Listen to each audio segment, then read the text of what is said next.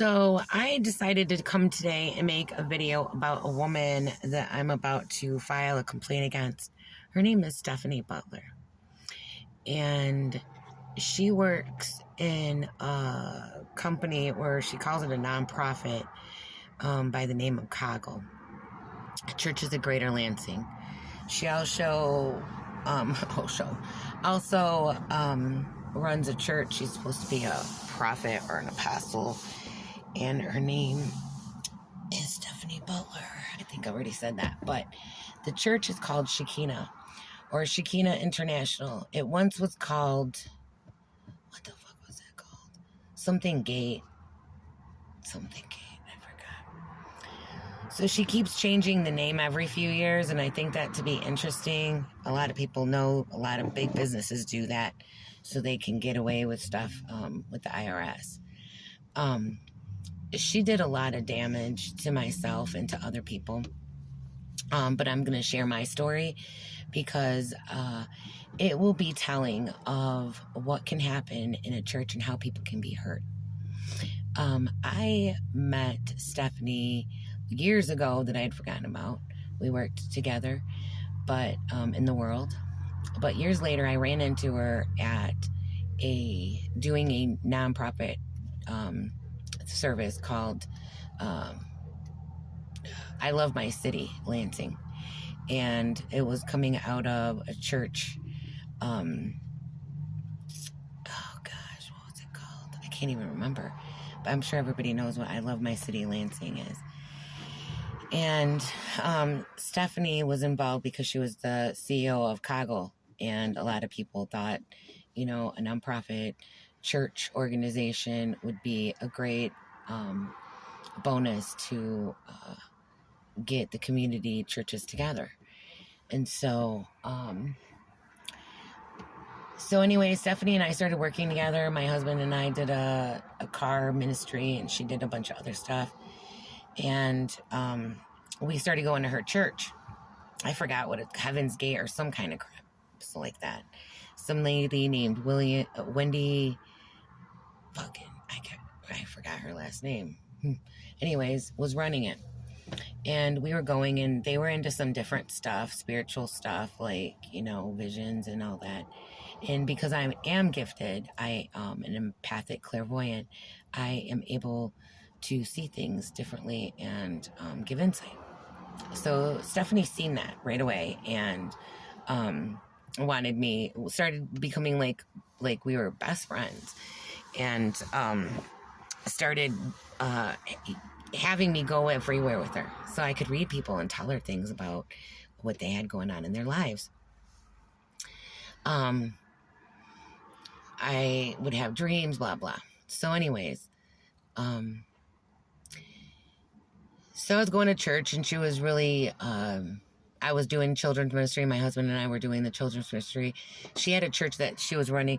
So anyway, she was working with Wendy, and I told Wendy, okay, so I told Wendy, you can't let Stephanie take over this church because she is not spiritually right. And I wasn't trying to judge anybody. I was like legit being serious because I was really trying to walk with God. And you have to be right with God to be able to do the things that you need to do and work in the church and work with people without affecting them in a negative way. And so,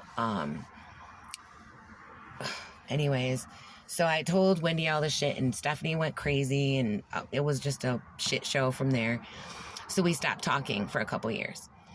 Well, then I came back around, and we worked it out, and I started working with her again, but now I got more heavily involved. And this is when I started working in the children's ministry, really. My husband and I started running the children's ministry.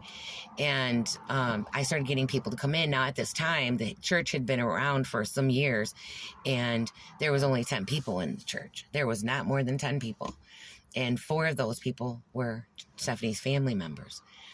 So when I started coming, I got maybe 30 or more people to start coming to church. Like, people were coming. Stephanie's husband baptized like 10 people one day. It was really insane. It was one whole family, like a bunch of kids. It was really awesome. So cut to Stephanie trying to get more control in my life and everything, because you have to do things the way she wants them. Otherwise, things don't work out so well for you in your life or with her or whatever is going on. And it becomes almost like a codependent relationship. It's a very cultish mindset, the way she handles things. And like she says, you got to fake it till you make it, because it's the only way to do it in church. So don't work by God's grace, work by your own. And like I said, this is my opinion, my experience, so I can say it, and if I give no fucks about who hears it. So we were working in the ministry, and one day she came, she was doing all this weird shit, like she was getting into, like, there's a church, God, it's been so long that I've even thought about all this shit. There's a church that does this shit called sozo. And it's an old Greek, an old way of healing, right? So Bethel Church, that's the fucking name of the church. And it's a shit show of a church. It's fucking psycho.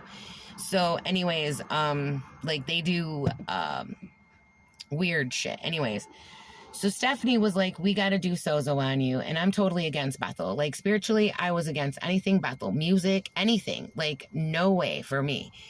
And I was anti-Bethel everything. So anyways, she kept bugging me about doing the sozo meeting, and then I needed healing. See, I had 25 pedophiles as a child.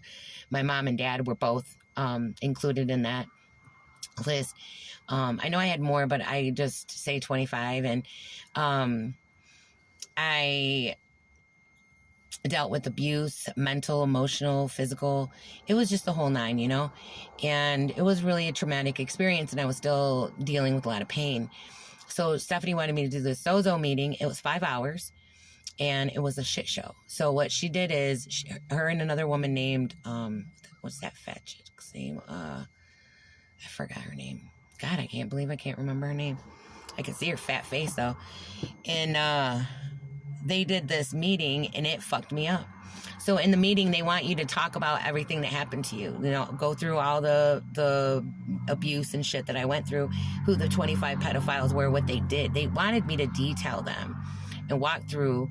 The man walked in the room, and then he sat in my bed, and he started fingering, like just literally wanted me to go through these details. And it was really hard for me, but I did, because I thought, I'm going to get through this, because I'm a very determined person.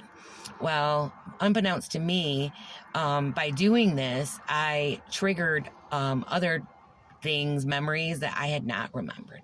And it caused me a lot of issues. And I started thinking about committing suicide.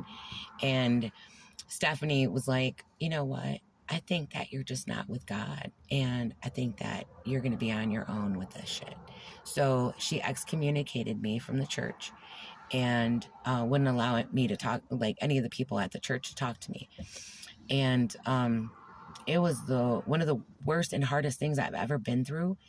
And it was just because of God that I got through it. But now, and I try to file with her and stuff against the state. But now I find out that she's actually fucking literally posts like videos and asking people if they want counseling. Like, this bitch doesn't even have a fucking license. This bitch is crazy. Her husband left her. I had a vision that her husband was going to leave her in 5 years. I gave her a 5-year fucking warning. I told her, if you don't change the way you are, if you don't start walking with God the way you are, it's everything is going to be different. Your husband is going to leave you when your son is about to graduate. The year that your son's going to graduate is the year that your husband will leave you, and he will not return, because you are not what God wants. What you have right now is built on a structure that you created, and God was graceful and merciful in that, and now you're going to lose it all. So that was the last conversation I had with her. And I wasn't being mean or vindictive. I was being legit, because when there's snakes out in the woods acting like they're there to help you, they're the ones that you have to be the most careful about. Now I find out that she's also working with people in Africa, and she's trying to hustle these people. Like, what the breaks? Somebody has to stop her. And that bitch is me.